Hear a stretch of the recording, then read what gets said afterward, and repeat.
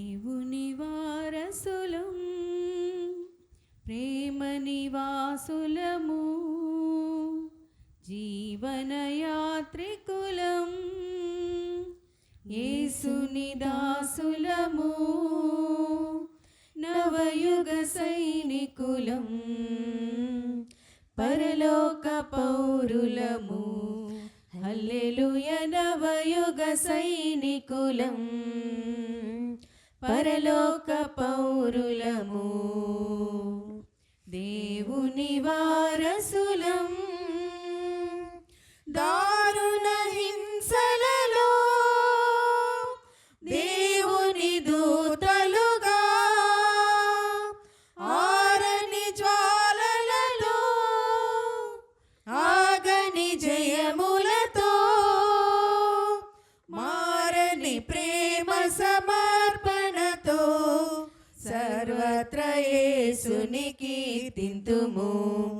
మారని ప్రేమ సమర్పణతో, సర్వత్ర యేసుని కీర్తింతుము, దేవుని వారసులం.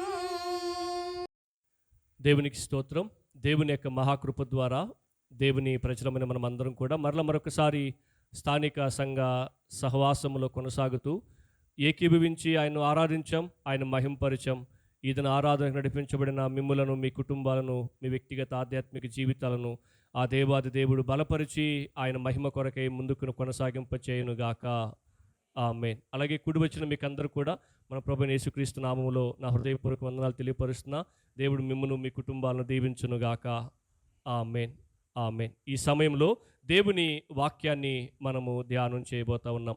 యోహాను రాసిన మొదటి పత్రిక 3వ అధ్యాయం మనం 7వ వచనం నుంచి 12వ వచనం వరకు చదివి ప్రభును మహింపరిచాం. ఒకసారి మనము 9వ వచనం 10వ వచనం ఒకసారి మరలా చదువుకుందాం. 9వ వచనం 10వ వచనం మీద మనం ఎక్కువ ఫోకస్ దృష్టి పెట్టినప్పుడు మనకు అనేకమైన విషయాలు అక్కడ అర్థమవుతాయి. ఒకసారి నేను చదువుతున్నా చూడండి. 9వ వచనం 10వ వచనం. దేవుని మూలముగా పుట్టిన ప్రతి వానిలో ఆయన బీజము నిలుచును గనుక వాడు పాపము చేయడు. వాడు దేవుని మూలముగా పుట్టినవాడు గనుక పాపము చేయజాలడు. దీనిని బట్టి ఈరోజు ఈ మాటని మనం హైలైట్ చేయబోతున్నాం. దీనిని బట్టి దేవుని పిల్లలెవరు, అపవాది పిల్లలెవరు, తేటపడును నీతిని జరిగించని ప్రతివాడును, తన సహోదరుని ప్రేమింపని ప్రతి వాడును దేవుని సంబంధులు కారు. దేవుని సంబంధులు కారు. మనం పోయిన వారం వాక్య భాగాన్ని గుర్తు చేసుకొని ఈ దినం వాక్య భాగాన్ని ధ్యానించే ప్రయత్నం చేస్తాం.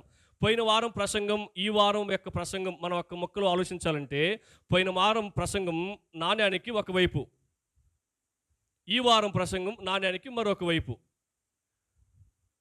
పోయిన వారం ప్రసంగం మనం ఏం చూసామంటే దేవుని ప్రేమ ఎప్పటికీ మారదు అని చూసాం.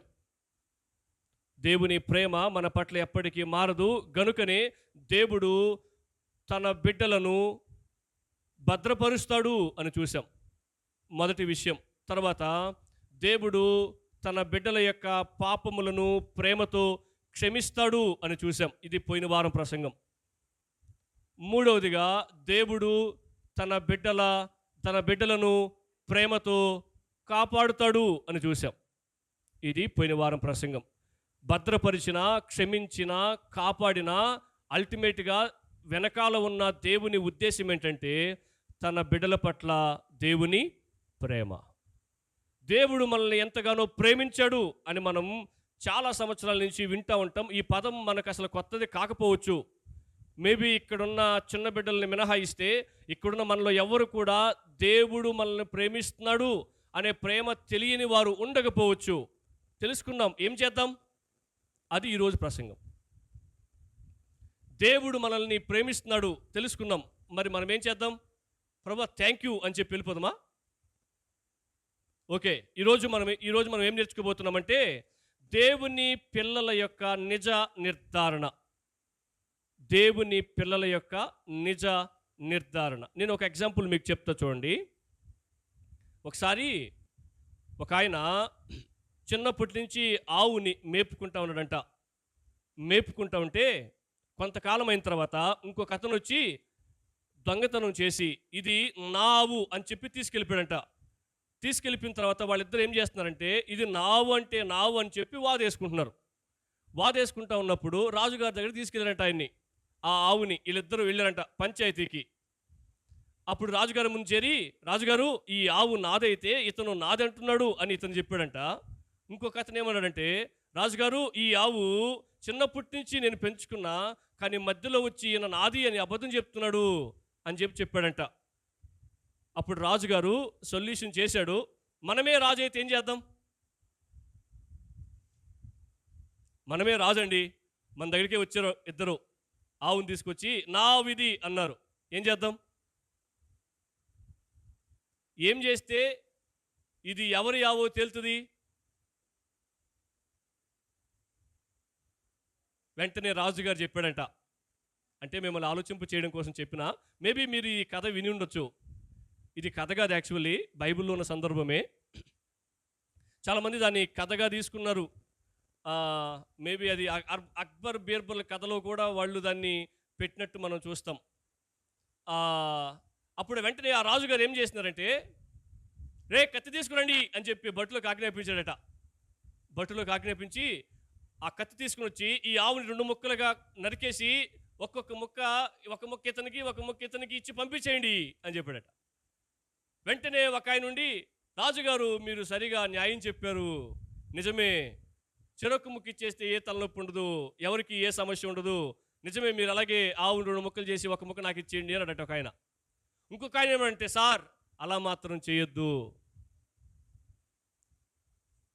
ఆవుని చంపేస్తే అది చాలా బాధపడుతుంది, ఆవు రక్తం చిందించడం నాకేమాత్రం నచ్చదు, చిన్నప్పటి నుంచి ఈ ఆవుని నేను చాలా ప్రేమగా పెంచాను, కాబట్టి ఒకవేళ నాకు ఇవ్వడం కుదరకపోతే దాన్ని 2 ముక్కలుగా మాత్రం చేయొద్దు, ఆ ఆవు అతనికే ఇచ్చేయండి అని చెప్పాడట. అప్పుడు వెంటనే రాజుగారు ఏం చేసినాడంటే, 2 ముక్కలుగా చేయమని ఎవరైతే చెప్పారో వాళ్ళని తీసుకుని జైల్లో పెట్టండి అన్నాడట.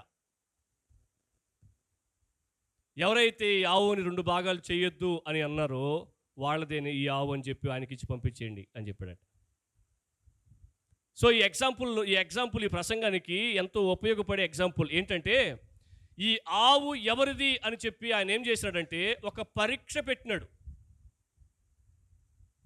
అలాగే మనందరికీ బిడ్డలు ఉన్నారు, వాళ్ళు మన బిడ్డలే అని మనం ఎలా ఫైండ్ అవుట్ చేస్తాం? మనమే కన్నాం అనడానికి రుజువు ఏముంటుంది? వీళ్ళు నీ బిడ్డలేనా అని అడిగితే అవును నా బిడ్డలే అంటాం. రుజువు ఏంటి అంటే ఏం చెప్తాం? ఎలా రుజువు చేయగలం? హెల్త్ డిపార్ట్మెంట్లో పనిచేస్తున్న వాళ్ళు ఈజీగా చెప్పేయచ్చు. డిఎన్ఏ టెస్ట్ చేస్తాం. డిఎన్ఏ టెస్ట్ చేసి వీళ్ళు ఎవరి బిడ్డలు అని చెప్పి నిర్ధారిస్తాం. అంటే అక్కడ కూడా ఏం జరిగింది? ఆవు దగ్గర ఎలాగైతే పరీక్ష జరిగిందో పిల్లల దగ్గర కూడా ఏం జరుగుతుంది? పరీక్షే జరుగుతుంది. ఇప్పుడు మనం ఈ ప్రసంగాన్ని మనం నేర్చుకునేటప్పుడు మనం ఏం చేయాలంటే, నేను నిజంగా దేవుని బిడ్డనేనా అని చెప్పి పరీక్ష చేసుకోవాలి. అక్కడేమో రాజుగారు పరీక్ష చేశారు, ఇక్కడేమో డాక్టర్ గారు పరీక్ష చేశారు. ఇక్కడ మాత్రం మనమే పరీక్ష చేసుకోవాలి. ఏమని? దేవుడు నన్ను ఎంతగానో ప్రేమిస్తున్నాడు, నా కొరకు తన ప్రియకుమారుని పంపించాడు. పోయిన వారం మనం చూసాం ఇదంతా. నా స్థానం నిలబెట్టాడు, శిక్షించాడు,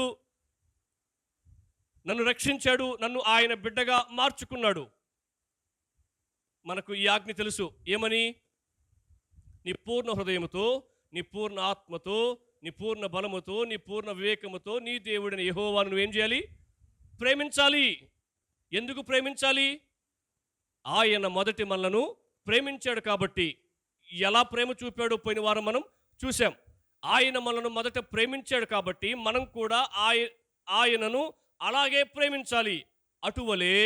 ఎటువలే దేవుడు మనల్ని ఎలాగైతే ప్రేమించాడో, దేవునికి మనం ఎలాగైతే ప్రాధాన్యత ఇస్తున్నామో, ఆయన చూపిన ప్రేమకు ప్రతిగా ఆయనపై ప్రేమ చూపుతున్నామో, ఆయన గౌరవిస్తున్నామో, ఆయన లోబడుతున్నామో, ఆయన మాట వింటున్నామో, అలాగే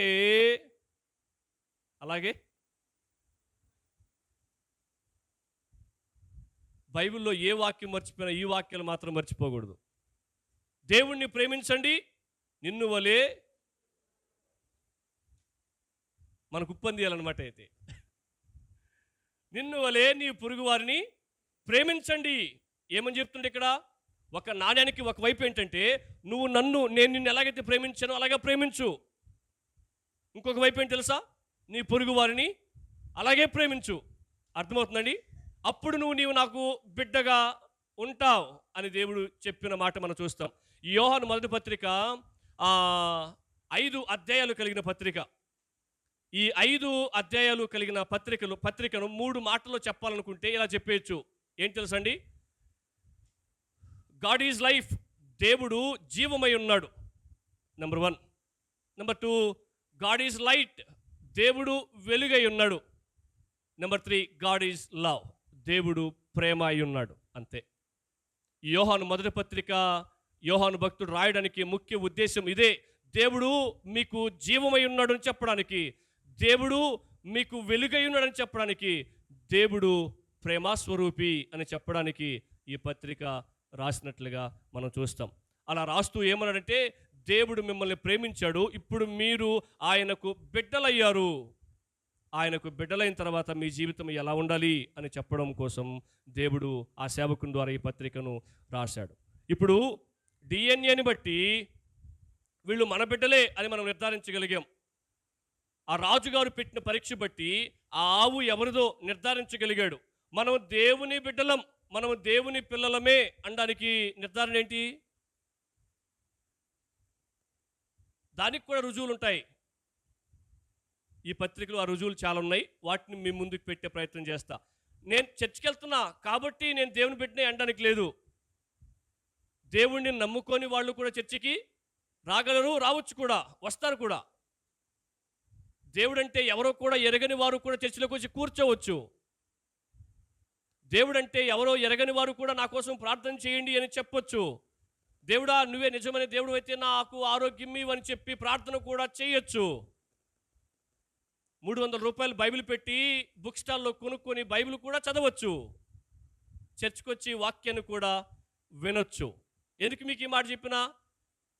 దేవుడికి ప్రార్థన చేసినంత మాత్రాన, చర్చికి వచ్చినంత మాత్రాన, బైబిల్ కొనుక్కొని బైబిల్ చదివినంత మాత్రాన, అలాగే చర్చికి వచ్చి దేవుని వాక్యం వినినంత మాత్రాన వాళ్ళు క్రైస్తవులుగా కన్సిడర్ చేయబడరు. క్రైస్తవులకి కొన్ని రుజువులు ఉంటాయి. ఎస్, వీళ్ళు క్రైస్తవులు అని. అందుకనే ప్రభు ఒక ఎగ్జాంపుల్ చెప్పాడు. ప్రభు చెప్పిన ఎగ్జాంపులే చూద్దాం. మత్తయి సువార్త 7వ అధ్యాయం, మత్తయి సువార్త 7వ అధ్యాయం 15వ వచనం నుంచి ఒకసారి చదువుదాం. మత్తయి సువార్త 7వ అధ్యాయం 15వ వచనం నుంచి. దయచేసి బైబిల్ తీసి చూడడానికి మీరు సిద్ధపడండి. అది మంచి లక్షణం, దేవుని బిడ్డలకు దేవుడు ఇచ్చిన మంచి లక్షణం. చదువుతారండి. అబద్ధ ప్రవక్తలను గురించి జాగ్రత్త పడుడి, వారు గొర్రెల చర్మములు వేసుకొని మీ యొద్దకు వత్తురు, కానీ లోపల వారు క్రూరమైన తోడేళ్ళు. అదిగండి, వారి ఫలముల వలన మీరు వారిని తెలుసుకుందురు. ఇప్పుడు 2 విషయాలు చెప్పాడు. అబద్ధ ప్రవక్తల గురించి మీరు జాగ్రత్త పడండి, వాళ్ళు ఏం చేస్తారంటే గొర్రెల చర్మం వేసుకున్న తోడేళ్ళు అని చెప్పారు. ఇప్పుడు వీళ్ళు గొర్రెలా లేకపోతే తోడేళ్ళని మనం ఎలా తెలుసుకోవాలా? అక్కడే అన్నాడు, వారి ఫలముల వలన వాళ్ళు ఏ ఉద్దేశంతో మన యొద్దకి వస్తున్నారు, వాళ్ళు ఏ ఉద్దేశంతో మన మధ్య సేవ చేస్తున్నారు, దేవుడు మీ ఇంటికి ఈరోజు వెళ్ళమని చెప్పాడని ఏ ఉద్దేశంతో వచ్చారు అనేది ఫలం. ఓకేనండి. ప్రభు ఎగ్జాంపుల్ కూడా చెప్పాడు, చదవండి కింద. ముండ్ల పొదలలో ద్రాక్ష పండ్లైనను, పల్లేరు చెట్లను అంజూరపు పండ్లైనను కొయ్దురా. ముండ్ల పొదలు ద్రాక్ష చెట్లు ఎట్లా వస్తాయి? ద్రాక్ష చెట్టుకి ద్రాక్షకాయలు వస్తాయి. అది ప్రభు చెప్పాలనుకున్న ఉద్దేశం. ఆ తర్వాత అలాగుననే అండర్లైన్ చేసుకునే మాట, ప్రతి చెట్టు మంచి ఫలములను ఫలించును, పనికి మాలిన చెట్టు కాని ఫలములను ఫలించును. మంచి చెట్టు కాని ఫలములను ఫలింపునేరదు, పనికి మాలిన చెట్టు మంచి ఫలం ఫలింపునేరదు. మంచి ఫలములు ఫలింపుని ప్రతి చెట్టు నరికి వేయబడి అగ్నిలో వేయబడును. 20వ వచనం ఫైనల్ స్టేట్మెంట్ చెప్పాడు ప్రభు, చదవండి. కాబట్టి మీరు వారి ఫలముల వలన వారిని తెలుసుకొందరు. ఇప్పుడు ఉదాహరణకి ఇది మామిడి చెట్టు ఎలా చెప్పాం? మామిడికాయలను బట్టి. ఇది జామ చెట్టు అని ఎలా చెప్పాం? జామకాయలు కాసింది కాబట్టి. అర్థమవుతుందా? మామిడి చెట్టు జామకాయలు కాయదు, జామ చెట్టు మామిడికాయలు కాయదు. కాని ఫలములను ఫలింపనేరదు. ఏ బీజమైతే నాటబడిందో అదే బీజములో నుంచి వచ్చిన మొక్క అదే కాయలని కాస్తది. 9వ వచనం అదే అన్నాడు. మీరు ఏ 9వ వచనం? యోహాను రాసిన మొదటి పత్రిక 3వ అధ్యాయం 9వ వచనం అదే అన్నాడు. చదవండి ఇప్పుడు ఆ వచనం ఒకసారి మళ్ళీ చదవండి. దేవుని మూలముగా పుట్టిన ప్రతి వానిలో, అద్దుకోండి, దేవుని మూలముగా పుట్టిన ప్రతి వానిలో ఆయన బీజము నిలుస్తుంది. ఆయన బీజము నాటబడితే చెప్పండి, ఆయన బిడ్డలకు తగిన ఫలాలే ఫలిస్తారు. దేవునికి మహిమ కలుగును గాక. ఇప్పుడు ప్రభు అంటున్నాడు, చెట్టు తమ ఫలములను బట్టి తెలియపరచబడుతుంది అని అంటూ ఏమని చెప్పాలనుకున్నాడు తెలుసా? ఇదిగో మీ జీవితంలో నుంచి వస్తున్న రిజల్ట్స్ ఏంటండి? రిజల్ట్ ఫలితం బట్టి మీరు క్రైస్తవులు అని రుజువు చేయబడుతుంది. అర్థమవుతుందండి? చెట్టు ఎలాగైతే నాటబడి పెరిగి పెద్దదై విస్తరించి ఫైనల్లీ ఫలాలను ఫలించిందో, ఆ ఫలాలను చూసిన వాళ్ళు ఇదిగో ఇది ఫలానా చెట్టు అని ఎలాగైతే చెప్పారో, అలాగే యేసుక్రీస్తులో నాటబడిన వ్యక్తి ఎదిగి విస్తరించి ఏ ఫలాలైతే ఫలిస్తాడో ఆ ఫలాలను బట్టి వాళ్ళు క్రైస్తవులా కాదా చెప్పేయచ్చు. అది ప్రభు చెప్పాలనుకున్న విషయం. ఆ ఫలాలేంటి అనేది ఈరోజు మనం చూస్తాం. అర్థమవుతుందండి? అప్పుడు మనం ఏం చేయొచ్చు అంటే ఆ ఫలాలను చూసి మన జీవితానికి అప్లై చేసుకుంటే నిజంగా నేను దేవుని బిడ్డనా కాదా అని నీకే అర్థమైపోద్ది. నేను దేవుని బిడ్డని అని అనుకుంటున్నానా, లేకపోతే నిజంగానే నేను దేవుని బిడ్డనా అని ఈజీగా అర్థమైపోతుంది. ఓకేనండి? నెంబర్ 1 మొదటి విషయం, దేవుని పిల్లల యొక్క మొదటి రుజువు ఏంటంటే 3వ అధ్యాయం 9వ వచనం చదువుతారండి. అదే 3వ అధ్యాయం 9వ వచనం. దేవుని మూలముగా పుట్టిన ప్రతి వాడును ఆయన బీజము నిలుచును గనుక, అదండి వాడు పాపము చేయడు అని అంతటి ఆపలేదు. వాడు దేవుని మూలంగా పుట్టాడు కాబట్టి పాపము చెయ్యడు అని ఆపలేదు. చెయ్యలేడు అనడం స్టార్ట్ చేసినాడు. అర్థమవుతుందండి? మీకు ఒక సింపుల్ ఎగ్జాంపుల్ చెప్తా చూడండి. నిజంగా ఒక వ్యక్తి దేవుని మూలంగా రక్షించబడితే, దేవుని మూలంగా దేవుని ప్రేమ అంటున్నప్పుడు మీరేం గుర్తు తెచ్చుకోవాలంటే గత ప్రసంగాన్ని గుర్తు తెచ్చుకోవాలి. అప్పుడు మీకు ఈ మాట కనెక్ట్ అవుతుంది. దేవుని మూలంగా ఒక వ్యక్తి పుడితే ఆ వ్యక్తి పాపములో పడిపోతాడేమో కానీ పాపములో కొనసాగడు. పడిపోవడం వేరు, కొనసాగడం వేరు. అంటే పడిపోవడం అంటే అర్థం ఏంటంటే, ఉదాహరణ తేడా చెప్తా చూడండి.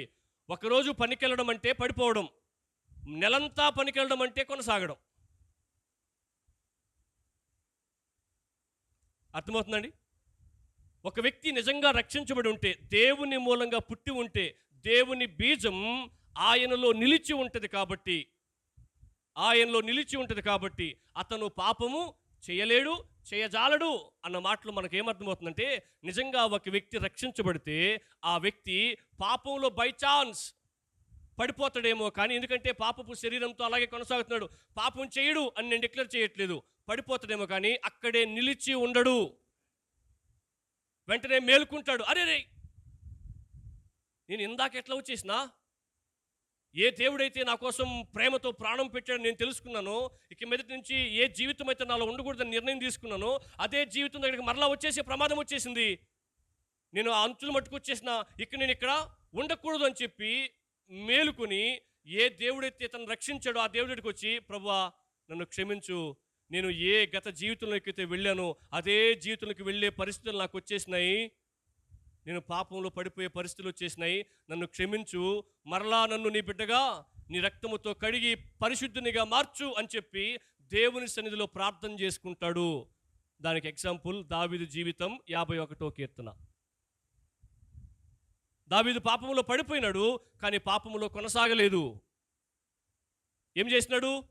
మరలా రిపెంట్ అయ్యాడు, పశ్చాత్తాపడ్డాడు. నన్ను నీ బిడ్డగా అంగీకరించు ప్రభు అని చెప్పి దేవునికి ప్రార్థన చేసుకున్నాడు. అది మొదటి రుజువు. ఏం తెలుసండి? రక్షింపబడిన దేవుని బిడ్డ పాపములో కొనసాగలేడు. అర్థమవుతుందండి? అది మొదటి రుజువు. మరి రక్షింపబడని వ్యక్తి పరిస్థితి ఏంటి? పడిపోతాడేమో కానీ తిరిగి లేడు. సింపుల్ చెప్పను, మీకు ఎగ్జాంపుల్ చెప్పనండి. ఉదాహరణకి మన సంఘ సహవాసంలో ఒకవేళ పాట ఇవ్వలేదనో, గుర్తింపు ఇవ్వలేదనో, మైక్ ఇవ్వలేదనో, పేరు చదవలేదనో, పేరు చెప్పలేదనో, పిలిచి చప్పట్లు కొట్టలేదనో, అటువంటి పరిస్థితులు ఉంటే కొంతమంది ఏం చేస్తారంటే అలుగుతారు, ఫీల్ అవుతారు. ఫీల్ ఏం చేస్తారు? అది మీరు చెప్తే బాగుంటుందని ఏం చేస్తారు? ఇక అల్టిమేట్గా చూపించాల్సింది దేని మీద? చర్చి మీదే. ఇంక దేని మీద చూపించగలం? ఇంక దేని మీద చూపించలేము. చర్చి మీద చూపిస్తాం. చర్చి మీద చూపించి ఏం చేస్తారు? చర్చిని విడిచిపెట్టి వెళ్ళిపోతారు. దానికి వాళ్ళు చెప్తున్న ఆ వ్యాఖ్యానం ఏంటంటే, ఏం ఆడకూడదు దేవుడే కదా అనే వ్యాఖ్యానం. ఏడకైనా పోవచ్చు, ఏడపోయిన దేవుడే అనే వ్యాఖ్యానం వాళ్ళు చెప్పినారన్నమాట. దేవుడు చెప్పలేదన్నమాట. దాన్ని అర్థమవుతుందండి? నిన్ను దేవుడు ఎవరికి బిడ్డగా ఇస్తే వాళ్ళని నువ్వు తల్లిదండ్రులు పిలవాలా. ఎవరిని పడితే వాళ్ళ తల్లిదండ్రులు పిలవకూడదు, అసహ్యం కూడదు. అది నీ జీవితంలో దేవుడు ఎవరికైతే భార్యగా ఇస్తాడో వాళ్ళని నువ్వు భార్యని పిలవాలా. ఎవరిని పడితే నువ్వు భార్యని పిలవకూడదు. నీ జీవితంలో ఎవరినైతే భర్తగా ఇస్తాడో వాళ్ళని నువ్వు భర్తని పిలవాలా. ఎవరిని పడితే నువ్వు భర్తని పిలవకూడదు. దేవుడు నిన్ను ఏ ఇంట్లోకి అయితే కాపురం పంపించాడో ఆ ఇంట్లో కాపురం చేయాలి. నువ్వు ఏ ఇంట్లో పడితే ఆ ఇంట్లో కాపురం చేయకూడదు. ఏమర్థమైంది? దేవుడు నిన్ను రక్షించి ఏ సంఘంలో అయితే పెట్టినాడో ఆ సంఘంలో నువ్వు కొనసాగాల. నీ ఇష్టానుసారం నేను ఏడబాత్ నా ఇష్టం అనకూడదు. ఒకే దేవుడు, ఒకే రక్షకుడు, ఒకే పరిశుద్ధాత్ముడు, ఒకే బాప్తిస్మం, ఒకే సంఘం. ఆడు కూడా సంఘమే కదా అంటే ఆడు కూడా ఇల్లే, కానీ అది నీ ఇల్లు కాదు. ఆడు కూడా సంఘమే, అది నీ సంఘం కాదు. స్థానిక సంఘం, దేవుడు నీకు ఇచ్చిన స్థానిక సంఘం. ఫిలిప్పీలో ఉన్న సంఘం, తెస్సలోనికలో ఉన్న సంఘం, కొరింథీలో ఉన్న సంఘం, ఎఫెసీలో ఉన్న సంఘం, ముత్తుకూరులో ఉన్న సీలోయం బాప్టిస్ట్ సంఘం.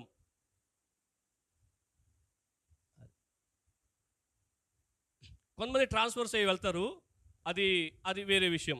వాళ్ళు ట్రాన్స్ఫర్స్ అయ్యి వెళ్ళిన తర్వాత ఇదే స్టాండర్డ్కి సంబంధించిన అక్కడ ఆ ఊర్లో ఉన్న స్థానిక సంఘాన్ని ఎన్నుకొని అక్కడ కొనసాగడం, అది వాళ్ళ ఆధ్యాత్మిక క్షేమానికి గుర్తు. కొంతమంది ఉద్యోగరీత్యా ట్రాన్స్ఫర్స్ అయ్యి వెళ్తారు. కాబట్టి ఏమర్థమైంది? ఒక వ్యక్తి పాపములో పడిపోతాడేమో కానీ తిరిగి లేస్తాడు, తన తప్పును గుర్తిస్తాడు, దేవుని క్షమాపణ కోరుకుంటాడు, మరలా సంఘంతో సమాధాన పడతాడు. ఇవన్నీ ఎవరు చేస్తారంటే రక్షింపబడిన వ్యక్తి చేస్తాడు. అంటే దేవుని బిడ్డ చేస్తాడు. దేవుని బీజం ఎవరిలైతే నిలిచి ఉంటుందో వాళ్ళు చేస్తారు. ఒకవేళ వాళ్ళు తమ తప్పును గుర్తించుకోకుండా సమర్థించుకుంటున్నారు. సమర్థించుకోవడం వేరు, తప్పును గుర్తించడం వేరు. నేనేం తప్పు చేయలేదని సమర్థించుకోవడం. తర్వాత వాళ్ళు ఏం చేస్తారంటే తిరిగి రారు. తమకు నచ్చినట్లుగా, తమకు అనిపించినట్లుగా, తమకు తోచినట్లుగా వాళ్ళు డెసిషన్ తీసుకుంటారు.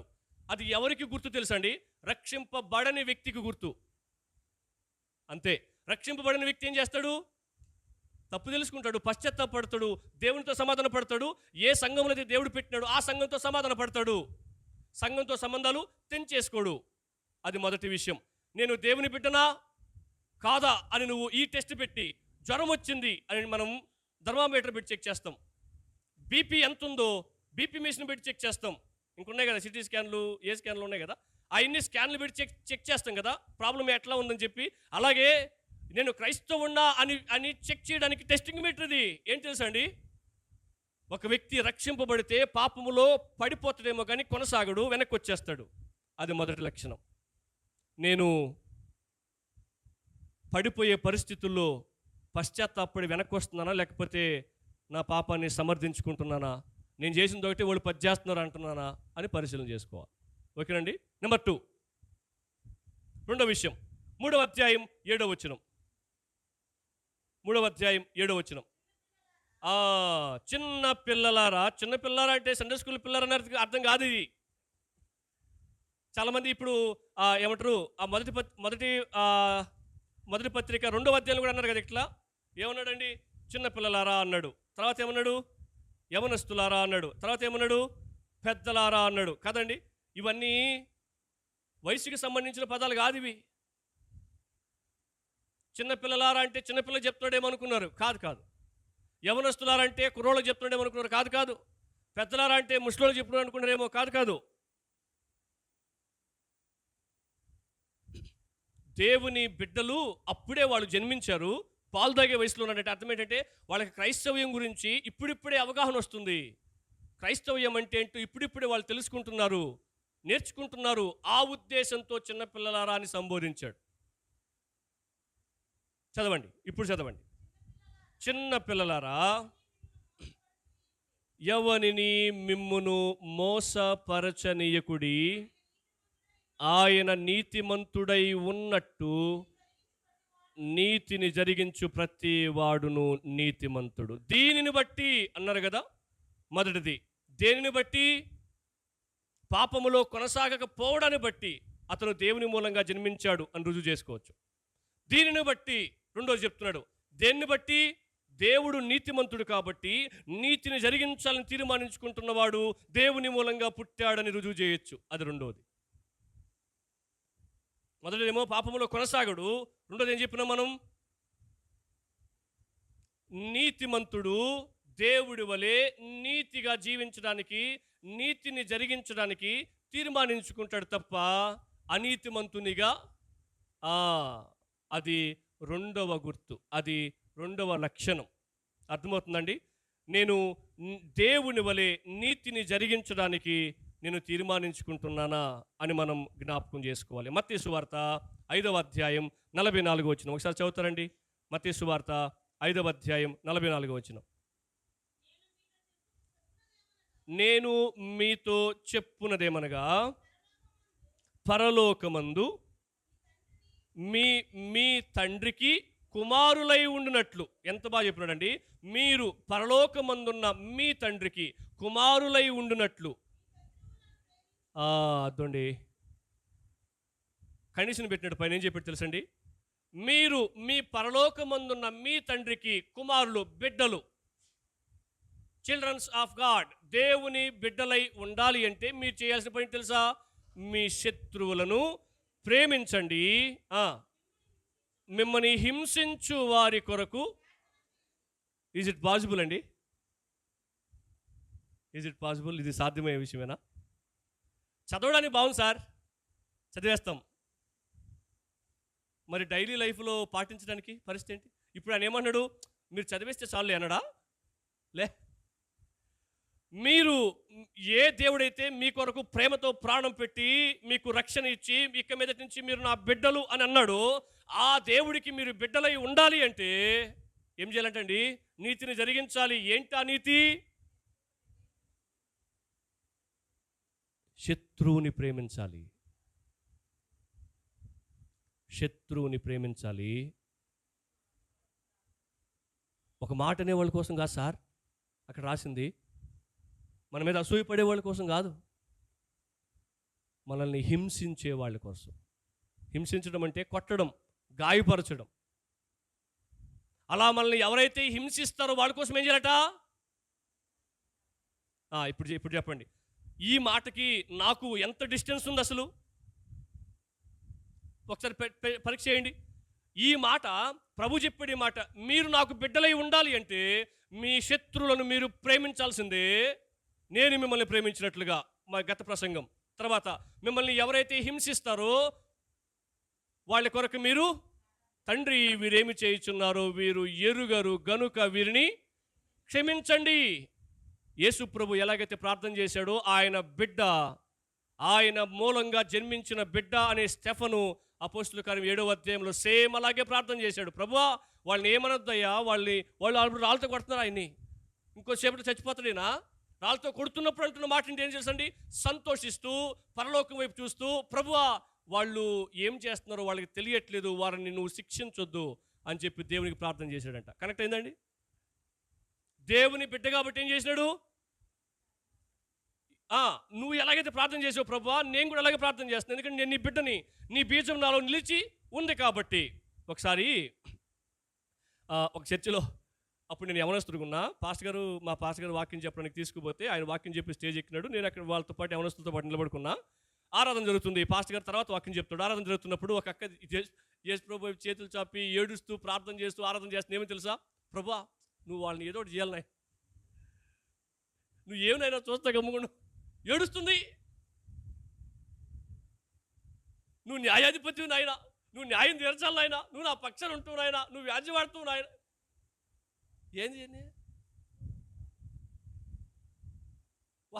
వాళ్ళు ఏదో ఒకటి చేయమని చెప్పు, నువ్వు ప్రార్థన చేసేది ఏంది? వాళ్ళు ఏమైనా చేయాలనుకుంటే ప్రభు ఏదో ఒకటి చేస్తాడు, నువ్వు చెప్పబలే. నువ్వేం చేయమన్నాడు? ప్రేమించన్నాడు. వాళ్ళ కోసం నువ్వు ఏమన్నాడు? ఏమని ప్రార్థన చేయాలా? వాళ్ళు ఏదో ఒకటి చేయని చెప్పి ప్రార్థన చేయాలా? అయ్యా వాళ్ళకి తెలియదు ప్రభువా, వాళ్ళు తొందరపడి అన్నారులే, తొందరపడి చేసినారులే, వాళ్ళకి తెలియదు, వాళ్ళు బిగినర్స్, వాళ్ళు చిన్నపిల్లల మనస్తత్వం కలిగిన వాళ్ళు ప్రభువా, అందుకని తొందరపడి మాట్లాడినారులే, వాళ్ళని ఏమనొద్దు ప్రభు అని చెప్పి నువ్వు ప్రార్థన చేస్తే అప్పుడు నువ్వు దేవుని బిడ్డవి అనడానికి రుజువు. అది రెండోది. మూడోది 4వ అధ్యాయం 7వ వచనం. యోహన్ రాసిన మొదటి పత్రిక 4వ అధ్యాయం 7వ వచనం. అమ్మ ఒక్క నిమిషం అమ్మా, అందరు తీనియా. 4వ అధ్యాయం 7వ వచనం దయచేసి అందరు తీయండి. వాక్యం తీసి చూడడం అలవాటు చేసుకోండి ప్లీజ్, అది మనకు చాలా మంచి లక్షణం. 4వ అధ్యాయం 7వ వచనం చదవమ్మా ఇప్పుడు. ప్రియులారా, మనము ఒకరినొకడు ప్రేమించుము. ఎందుకు ప్రేమించాలట? ఏలయనగా ప్రేమ నీకు ఎలా కలిగిందంటే దేవుని మూలంగా కలిగింది. ప్రేమించు ప్రతి వాడును అద్దుగండి. ప్రేమించే ప్రతివాడు, ఎవరిని ప్రేమించే ప్రతివాడు? వరే దేవుడు మనల్ని ప్రేమించాడు, మనం ఏం చేస్తున్నాం?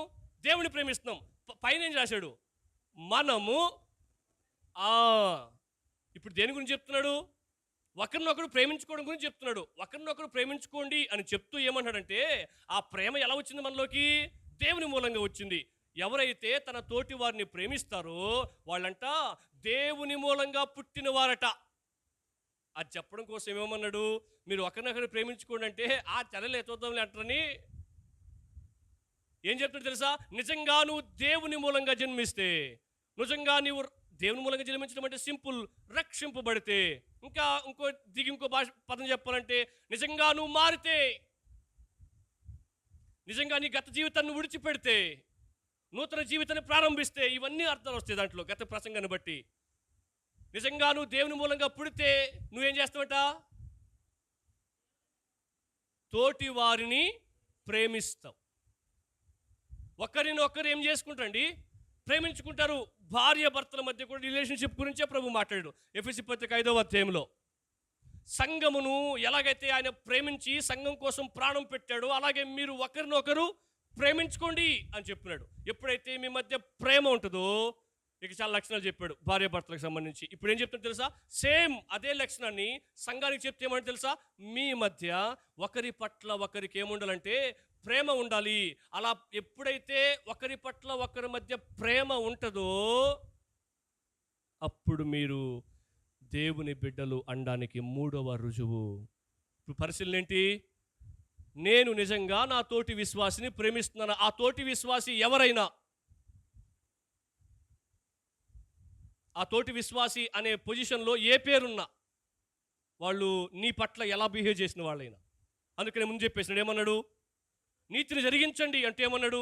నీతిని జరిగించడం అంటే ఏంటి ప్రభు అంటే శత్రువుని ప్రేమించు, హింసించే వారి కోసం ప్రార్థించు. ఇప్పుడు మీరు చెప్పండి, హింసించే వాళ్ళ కోసం మనం ప్రార్థన చేయగలుగుతున్నామంటే ఏం పుడితే ప్రార్థన చేస్తామండి? ప్రేమ పుడితేనే ప్రార్థన చేస్తాం. లేకపోతే ఏం చేస్తాం?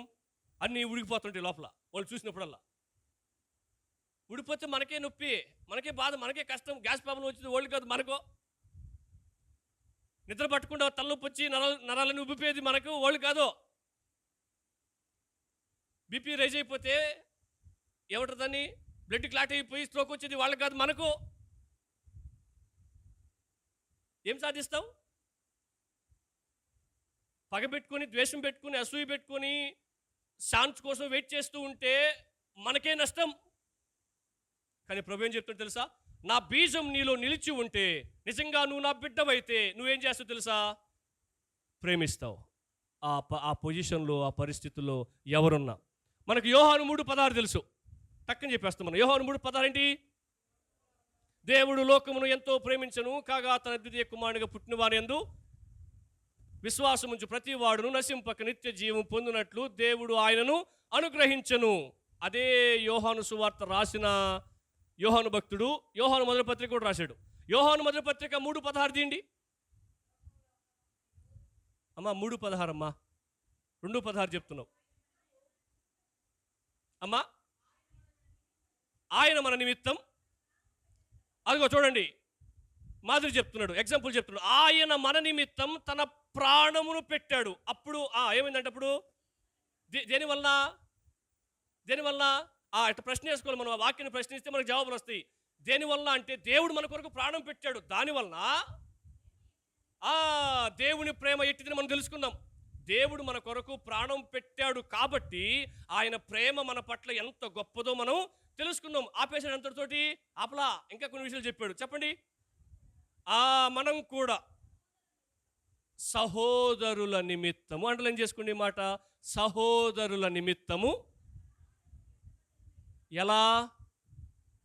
ఎగ్జాంపుల్, మాదిరి. ఎలా? దేవుడు మన నిమిత్తం ఎలాగైతే ప్రాణం పెట్టాడో, దేవుడు మన నిమిత్తం ప్రాణం పెట్టడాన్ని బట్టి మన మీద ఎంత ప్రేమ ఉందో మనం ఎలాగైతే తెలుసుకున్నామో, అలాగే మన సహోదరుల మీద మనకు చాలా ప్రేమ ఉంది. ఆ ప్రేమను మనం ఎలా చూపాలి తెలుసా? యేసయ్యలాగే వాళ్ళ కోసం ప్రాణం పెట్టడానికి తీర్మానించుకోవాలి. అమ్మా కుదురుతుందండి? వాళ్ళ కోసం ప్రాణం పెట్టమంటవా? వాళ్ళు ఎవరని ఈ ప్రాణం పెట్టాలి నేను? అర్థమవుతుందా? ఒకసారి నేను స్థానిక సంఘంలో కొన్ని సంవత్సరాలు పరిచయం చేసిన తర్వాత ఇదిగో ఇలాగ ప్రసంగాలు చెప్పడం ద్వారా ఒక అక్క అప్డేట్ అయింది. ఎలా అప్డేట్ అయిందంటే, నువ్వు ఎవరి మీద బాధ పెట్టుకోకూడదు, నువ్వు ఎవరి మీద ద్వేషం పెట్టుకోకూడదు, నువ్వు ఎవరి మీద కోపం పెట్టుకోకూడదు అని చెప్పిన ఫస్ట్లో, ఓకే నేను దేవుని పెట్టినైతే ఏమి ఉండకూడదు అనమాట నా కాడ అంతే. సరే తీసేసింది. తీసేసిన తర్వాత కొంతకాలం ఏం చేయాలా? అన్ని తీసేసిన తర్వాత ఏం పుట్టాలా? ప్రేమ పుట్టాలా. తీసేసింది కానీ ప్రేమ పుట్టాలా, అట్లా పెట్టింది. అప్పుడు అడిగాను, నేను ఏమడిగానంటే, అక్క ఏమక్క వాళ్ళ ఇంటికాడ ప్రార్థన రాలేదు, నువ్వు ఎక్కడికైనా పోయినావా, ఏమైనా బాగాలేదా చెప్పు అక్క, ప్రార్థన చేస్తామంటే ఏమిలే ఇంటికాడే ఉన్నా అనింది. మరి ఎందుకు రాలేదక్క? ఏమిలే ఊరికినే. ఏమైందక్క? ఇంకా గతాన్ని మర్చిపోలేదా నువ్వు? వాళ్ళ మీద ఇంకా బాధనికి పోయినట్లేదంటే, లేలే అన్నీ పోయినాయి, రాలేదంతే అటుంది. ఏమవుతుంది మీకు? ఎట్లా రమ్మంటావు సార్ అని అన్నావు అనుకో, అక్క నువ్వు ఆ ప్రసంగాన్ని మర్చిపోయినట్టు నువ్వు అని అంటామని. ఇప్పుడేం చెప్పింది? దాన్ని తీసేసి ఊరిని రాలా అని చెప్తుంది. ఏమర్థమైందండి మీకు? ప్రేమ ఉంది. ఆ ప్రేమ ఎలా కనిపించాలి తెలుసా? క్రియల్లో కనిపించాలి. దేవుడికి మన పట్ల ప్రేమ ఉంది. ఎలా కనిపించింది మనకు? దేవుడు మనం అడక్క ముందే లోకానికి దిగొచ్చాడు, మన స్థానం నిలవబడ్డాడు, ప్రాణం పెట్టి మన మీద ఎంత ప్రేమ ఉందో. ప్రాణం కంటే విలువైంది ఏముంది? ఏం లేదు. దాన్నే మన కొరకు సులువుగా ఇచ్చేసాడు. అంత ప్రేమ ఉంది మన మీద. అప్పుడు మనకేం చెప్తున్నాడు? అలాగే నువ్వు నీ సహోదరులను, అలాగే నేను ఎలాగైతే ప్రేమించానో అలాగే ప్రేమిస్తూ వాళ్ళ కోసం అవసరమైతే నువ్వేం చేయాలి తెలుసా? సహోదరుల కోసం ప్రాణం పెట్టేంత ప్రేమ కలిగిన విశ్వాసికి వాళ్ళని పట్టించుకోవడం పెద్ద కష్టం కాదు. వాళ్ళ కష్టాన్ని పంచుకోవడం పెద్ద కష్టం కాదు. వాళ్ళ ఇంటికి వెళ్ళడం పెద్ద కష్టం కాదు. వాళ్ళ పరామర్శించడం పెద్ద కష్టం కాదు. వాళ్ళ కోసం ప్రార్థన చేయడం పెద్ద కష్టం, ఏది కష్టం కాదు. అదే యోహాను భక్తుడు దేవుడు నిన్ను ప్రేమించాడని చెప్పి యోహాను సువార్తలో చెప్తూ, మొదటి యోహాను పత్రిక వచ్చేసరికి నువ్వు ఆ దేవుడు నిన్ను ప్రేమించినట్లే నువ్వు ఇతరులను ప్రేమించాలి, అప్పుడు నువ్వు దేవుని బిడ్డవి అనడానికి రుజువు. అది నెంబర్ 3. అంతేనండి. నెంబర్ 4 ఫైనల్లీ ఈ మాట చెప్పి, చాలా విషయాలు ఉన్నాయి, ఫైనల్లీ ఈ మాట చెప్పి నేను ముగించే ప్రయత్నం చేస్తా. చదవండి 2వ అధ్యాయం 13-14 వచనాలు. 2వ అధ్యాయం 13-14 వచనాలు. తండ్రులారా, మీరు ఆది నుండి ఉన్న వారిని ఎరిగి ఉన్నారు గనుక మీకు వ్రాయిస్తున్నాను. యవనస్తులారా, మీరు దుష్టుని జయించి ఉన్నారు గనుక మీకు వ్రాయిస్తున్నాను. చిన్న పిల్లలారా, మీరు తండ్రిని ఎరిగి ఉన్నారు గనుక. వీళ్ళందరినీ కోట్ చేస్తూ రాస్తూ ఏం చెప్పారు తెలుసండి ఫైనల్గా? చదవండి. తండ్రులారా, మీరు ఆది నుండి ఉన్నవానిని ఎరిగి ఉన్నారు గనుక మీకు వ్రాయుచున్నాను. యవనస్తులారా, మీరు బలవంతులు, దేవుని వాక్యము మీ యందు నిలిచి ఉన్నది, మీరు దుష్టుని జయించి ఉన్నారు. అదండి. చిన్నపిల్లలారా అంటే మీకు గుర్తు చేసిన నేను, చిన్నపిల్లలారా అంటే అప్పుడే మీరు రక్షించబడిన బిడ్డలారా అన్న ఉద్దేశం. యవనస్తులారా అంటే ఇప్పుడే మీరు శోధనని జయిస్తున్నవారు, శోధనతో పోరాడుతున్నవారు అని అర్థం. అంత మాత్రమే కాదు, తండ్రులారా అంటే అర్థం తెలుసా? శోధనని జయించడం మాత్రమే కాదు, ఆ దేవుణ్ణి క్లియర్గా ఎరిగి ఉన్నవారు అని అర్థం. వాళ్ళకి ఏం చెప్తున్నారో తెలుసా అండి? మీరు లోకమును జయించి ఉన్నారు. ఎట్లా? దేవుని యందు విశ్వాసము ఉంచడం ద్వారా. మనలో ఏ సామర్థ్యం లేదు. దావీదులో ఏ సామర్థ్యం లేదు, దానియేలులో ఏ సామర్థ్యం లేదు, మోషేలో ఏ సామర్థ్యం లేదు, అబ్రహాములో ఏ సామర్థ్యం లేదు. సామర్థ్యం ఉన్నదంతా ఎవరిలో తెలుసండి? వారిని అలా నిలవబెట్టి వాడుకుంటున్న దేవునిలో ఆ సామర్థ్యం ఉంది అని మనం గుర్తించాలి. దేవునికి మహిమ కలుగును గాక. మనం లోకాన్ని జయించగలుగుతున్నాం. లోకాన్ని జయించగలుగుతున్నామంటే మనము దేవుని బిడ్డలం అని మనము రుజువు చేసుకోవాలి. అర్థమవుతుందండి? నేను ఒకసారి ఒక సహోదరికి సంబంధించిన సాక్ష్యాన్ని నేను విన్నాను. మీరు ఇంటికి వెళ్ళిన తర్వాత మీకు సమయం ఉంటే మీరు యూట్యూబ్లో కూడా ఆ సాక్ష్యాన్ని మీరు చూడొచ్చు. శ్రీదేవి సాక్ష్యం కొడితే వస్తుంది. అర్థమవుతుందండి? శ్రీదేవి అనే ఆమె, ఇది కథ కాదు, వాస్తవం. ఒంగోలు దగ్గర ఆమె నివాసం ఉండింది. ఇప్పుడు ఆమె చనిపోయింది. ఆమె పరిస్థితి ఏంటంటే అండి, ఆమెకు ఏ రోగం వచ్చిందో కూడా వైద్యులు నిర్ధారించలేకపోయారంట. అటువంటి పరిస్థితి ఆ సహోదరిది. ఆ సహోదరి ఎంత ఉంటుందంటే అది అంత ఉంటుంది. మంచంలో పడుకోబెడితే అసలు కనిపించదు ఆ సహోదరి. అట్లా ఉంటుందన్నమాట. ఆ సైజు ఉంటుందన్నమాట. ఆ సైజులో ఉన్న ఆమెకి పిఎస్ స్వామి అన్న, శ్రీకాకుళంలో సేవ చేసిన పిఎస్ స్వామి అన్న సువార్త ప్రకటించిన తర్వాత ఆమె యేసుక్రీస్తుని తన సొంత రక్షకుడిగా అంగీకరించిన తర్వాత ఆమె వేరే మన దేశంలో అగ్ర కులానికి సంబంధించిన వ్యక్తి అయినా ఆమె యేసుక్రీస్తుని రక్షకుడిగా అంగీకరించి యేసుక్రీస్తులను కొనసాగుతుంది. యేసుక్రీస్తులో కొనసాగుతున్న తర్వాత కొంతకాలానికి వాళ్ళ నాన్నకి పక్షవాతం వచ్చింది. పక్షవాతం వచ్చిన తర్వాత అది వరకే వాళ్ళ అమ్మ చనిపోయింది. ఇంకా తోబుట్టులు ఎవరు లేరు. ఆమెకు మంచంలోనే ఉంటుంది కాబట్టి పరిచర్లన్నీ కూడా వాళ్ళ నాన్న చేసేవాడు. ఇప్పుడు వాళ్ళ నాన్న కాలు చేయి పడిపోయింది.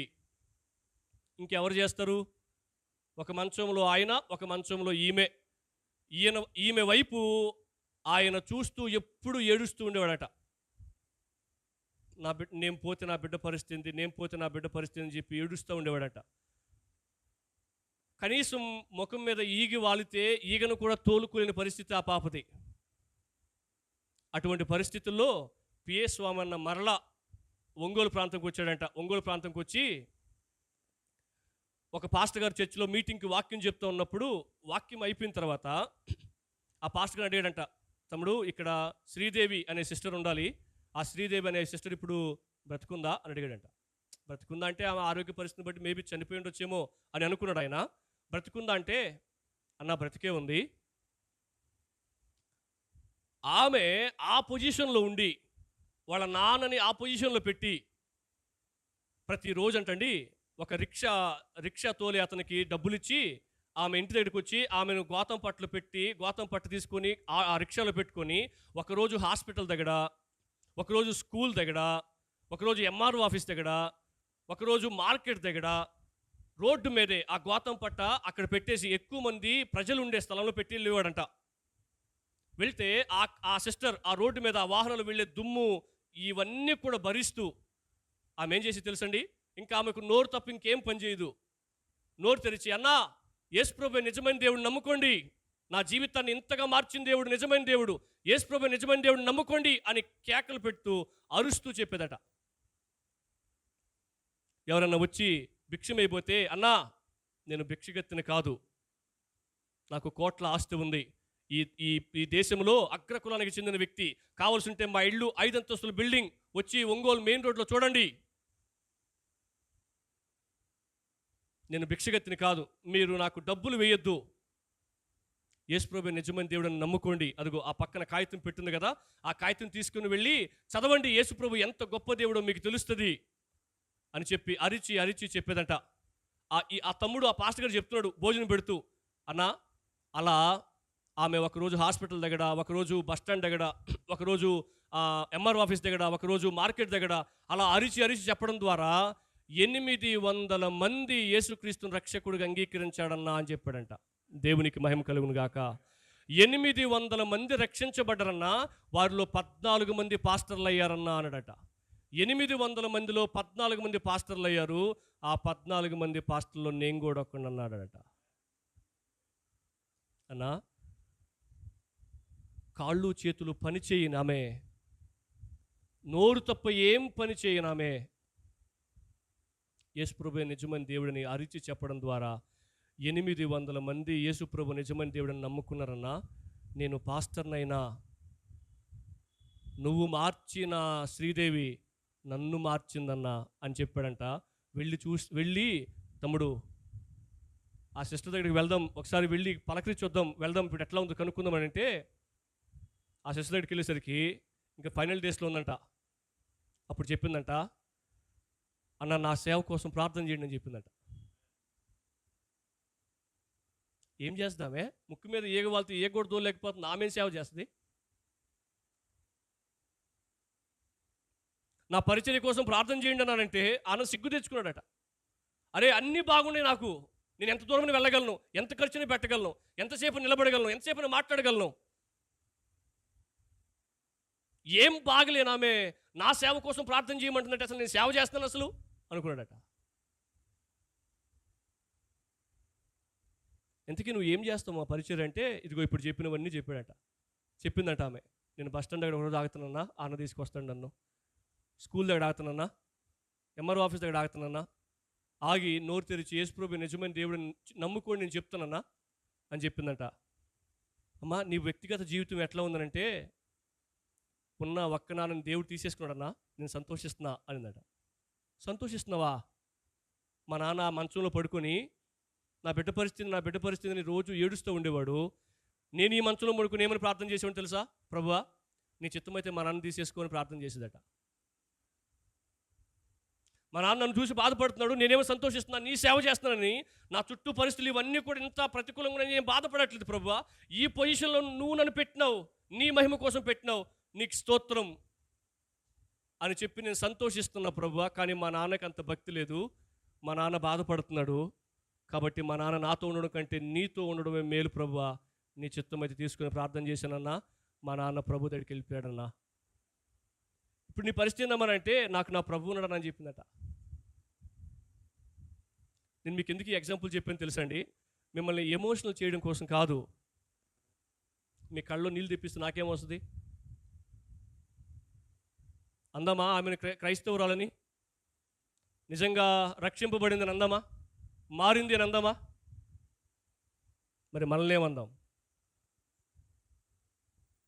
చర్చికి పోయి వచ్చేస్తాను సార్, ఇక దేవుడితో నాకు ఇంకేం పనిలే, ఉదయం నిద్రలేస్తా, ప్రార్థన చేసుకుంటా ఒక కొన్ని నిమిషాలు, బైబిల్ చదువుతా, ఒక అధ్యాయం లేకపోతే 2 అధ్యాయాలు రాసుకుంటా, ఇంక మిగతా పనులు స్టార్ట్ చేస్తాను సార్ అందమా? ఇంకేమందాం? మరలా మీకు ఈ వాక్య భాగం చదువుతున్నా. దేవుని ప్రేమను రుచి చూచిన వ్యక్తి దేవుని ప్రేమను చూపకుండా ఉండలేడు, సాధ్యం కాదు. దేవుని ప్రేమను రుచి చూడని వ్యక్తి చూపడానికి ఏమీ లేదు కాబట్టి దేవుని ప్రేమను చూపలేడు. నిజంగా నువ్వు రక్షించబడితే నిన్ను ఎంత బాధ పెట్టిన ఇంట్లో వాళ్ళని నువ్వు ఈజీగా సులువుగా క్షమించగలవు. నీ కుటుంబాన్ని నువ్వు కాపాడుకుంటావు, నీ కాపురాన్ని నువ్వు నిలబెట్టుకుంటావు, నీ బిడ్డల జీవితాలను బాగు చేస్తావు. నిజంగా నువ్వు దేవుని ప్రేమ రుచి చూసిన వ్యక్తి అయితే నీ స్థానిక సంఘంతో నువ్వు సమాధాన పడతావు. వాళ్ళు నీతో మాట్లాడకపోయినా, వాళ్ళు నిన్ను పలకరించకపోయినా నువ్వు వెళ్ళి మరీ పలకరిస్తావు, షేక్ హ్యాండ్ ఇచ్చి వస్తావు. వాళ్ళు ఏమనుకొని భారతదేశానికి యేసు ప్రభు అంటే ఎవరో తెలిసింది కేవలం ఈ ఒక్క లక్షణం ద్వారా, దేవుని ప్రేమను చూపడం ద్వారా. సహోదరులు సహోదరులు, దేవుడు అంటున్నాడు, నిజంగా నువ్వు నా బిడ్డవైతే నువ్వు పాపంలోనికి వెళ్ళవు, నిజంగా నువ్వు నా బిడ్డవైతే నీతిని జరిగిస్తావు, నిజంగా నువ్వు నా బిడ్డవైతే ఇతరులను సులువుగా నేను నిన్ను ప్రేమించినట్లుగా నీ తోటి వారిని నువ్వు ప్రేమించేస్తావు. అండ్ ఫైనల్లీ చెప్తారా మీరు, నిజంగా మీరు నా బిడ్డ అయితే, 4, లోకాన్ని జయిస్తావు, లోకాన్ని జయిస్తావు. లోకంతో రాజీ పడిపోవు. నాకు నా దేవుడే ముఖ్యం. అమ్మా నాన్న వెళ్ళేసిన, కట్టుకున్న అవమానపరిచిన, స్నేహితులు వదిలేసిన, గ్రామస్తులు అవమానపరిచిన, నాకు నా దేవుడు ముఖ్యం. నాకు నా దేవుడు కావాలి. ఎవరేమనుకున్నా ప్రార్థన చేసుకుందామా? ప్రభా, నిజంగా నేను నీ బిడ్డగా బ్రతకాలి. ఇదిగో నువ్వు నా బిడ్డవైతే నీలో ఈ లక్షణాలు ఉండాలని చెప్పినావు. ఈ లక్షణాలన్నీ కలిగి బ్రతికే కృపను నాకు దయచే ప్రభా.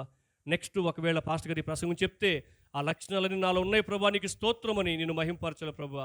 అటువంటి కృప నాకు దయచే ప్రభా అని చెప్పి ఒక మంచి తీర్మానం, ప్రభుత్వ తీర్మానం తీసుకోండి.